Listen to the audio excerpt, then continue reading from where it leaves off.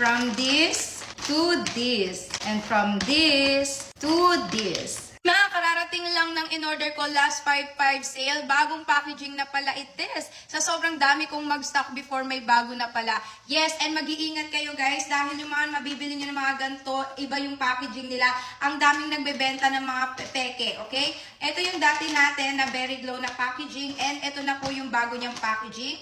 Ito na rin po yung bagong packaging ni Coffee. Ito na siya ngayon, okay? Tinanggal lang namin dito kasi bawal yon. So pare-parehas na sila ng font. Lahat sila. Even si Choco Blast, ganyan din yung font nila. So pare-parehas na sila na pahaba yung sachet. So ito yung mga OG talaga natin. And I'm so happy guys. Ang dami natin good feedback. Ang daming bumibili ng ating mga detox. So kung gusto nyo guys na nakaka-fresh lang kasi may collagen and glutathione, bumili na kayo. Again, mag-iingat kayo sa mga peke. Ang dami talagang talamak ngayon na nagbebenta nito.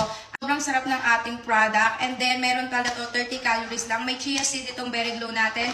Ito yung may pagkamint. Sobrang sarap na ito kung gusto nyo ng refreshing. And don't worry, 30 calories lang yan. Ako talaga, coffee lover ako. So, parang ang taste na ito. Alam nyo, may pagka-milk tea coffee. Tapos may malunggay siya, bagay ito sa mga breastfeeding mommies. Kaya kung gusto nyo ng all-in-one detox, even sa skin, nakaka-natural glow din siya.